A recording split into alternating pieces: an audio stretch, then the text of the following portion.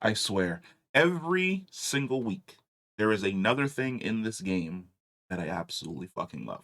So, PC Gamer had an interview with the head of Arrowhead where they were talking about how dynamic and real, for the most part, the invasions kind of feel. Where if the players are doing super well at conquering a planet, there may be a spread of the invasion, or enemy forces may start to feel just in general harder to beat.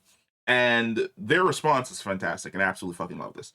We have an actual person with the title of Game Master. A single Helldivers 2 dev named Joel is pulling the strings on its galactic war. Like an all-powerful D&D dungeon master, war will become more and more sophisticated over time. Let me tell you something. That is a wonderful idea. This is something that I really feel as though a lot more live service games should adapt.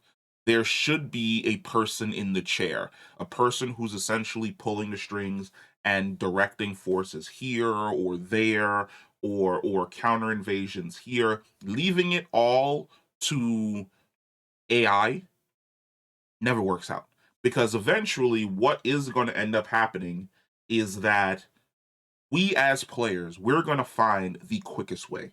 We're going to figure out what the fastest missions are that we can knock out in succession to add to our score. We're going to become efficient machines ourselves at figuring out the system, working the system, and having the system work in our advantage.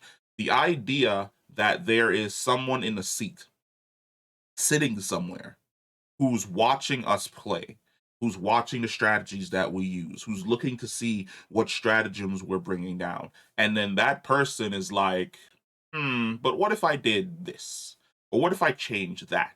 Or what if I moved this? Or what if I caused this? Or what if I put an invasion here?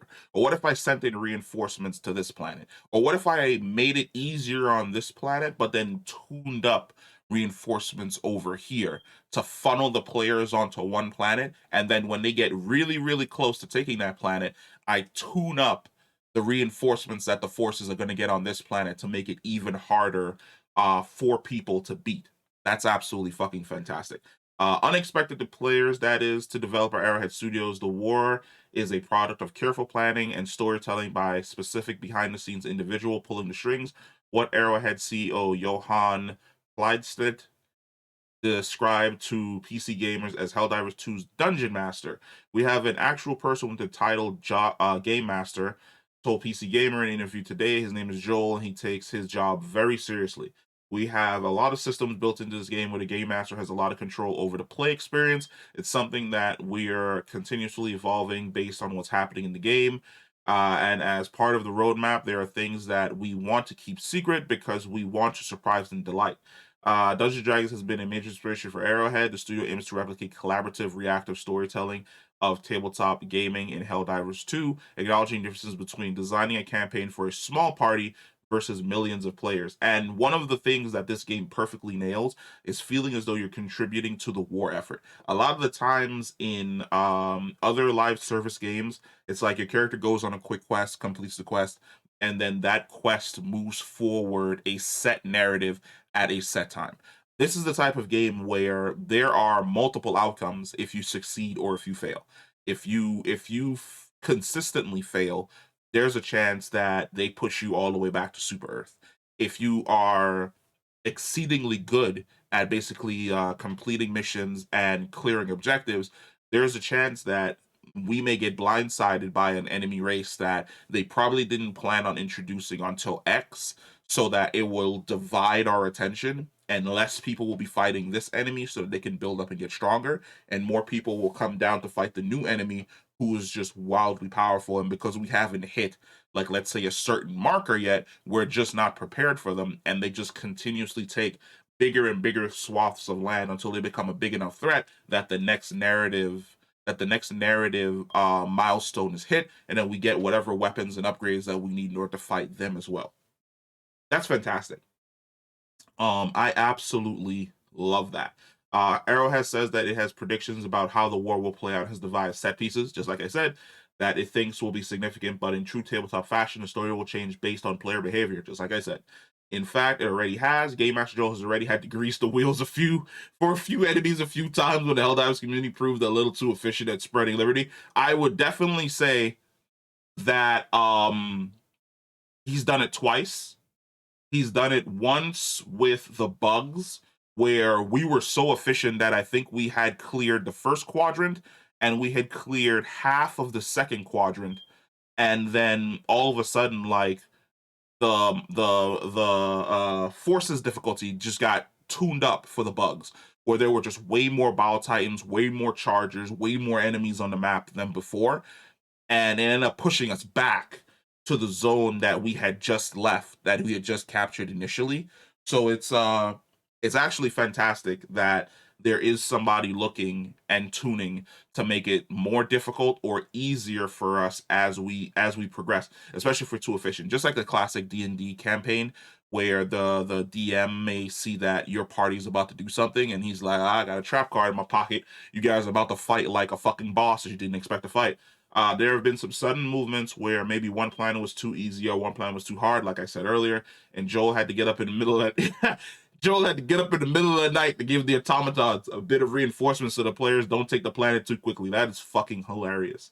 Like, dude probably set an alarm in the system where if we took the planet to like 90% before set date, he just like woke up and was like, nope, let me go ahead and turn all of you guys up 400% extra reinforcements, which was probably why super early on the automatons were easy. And then when we started having to do the defense missions, it felt like there were 400 times the amount of enemies. Just the game was like, we're going to see how many enemies we can fit into this fighting space to just beat the shit out of you. Another moment of improvisation was less obvious after the community managed to liberate the first batch. Didn't I just say that? Terminate plans faster than Arrow had anticipated. There was an unplanned day of nothing happening before the automaton invasion was to begin. So Joel, if it decided, what happens when a faction wins a portion of a war? Well, they mine everything. That's where the incendiary mine segment came from. Players might remember this as a 24-hour period where the incendiary mine strategy was available for free for all missions, a cheeky if vague moment of payoff. Oh, that's funny. Oh, he gave us that. So he's also probably the one responsible for giving us all of the other stratagems as well. That's dope as hell. Says the team is also paying attention to the unexpected attachments players have developed with individual planets, like the now legendary Malevolon Creek, goddamn, aka Robot Vietnam planet that recently fell into automaton control. Players are mourning the loss, both because of its source significance and the fact that the planet is now inaccessible. I could have sworn the planet came back. Like it's accessible again. Like I could have sworn when I swung over there and I clicked on it, it said that I could drop there and there were like 20,000 people there fighting. We look at the individual planets as there was a planet that we made that was good fun, and we've made so many of them, and the community attachments to each planet is significant. So one of the things we're looking at internally is how can we reconsider these planets to become more of a character going forward. That's good.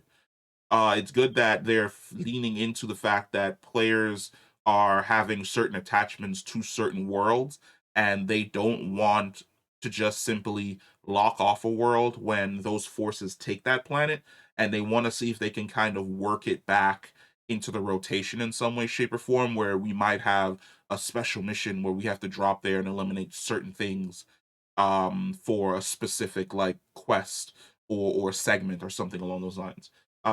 You had like this really good connection between developing the game, releasing new updates, play testing it with like a very tight knit group, and then deploying it to a large audience.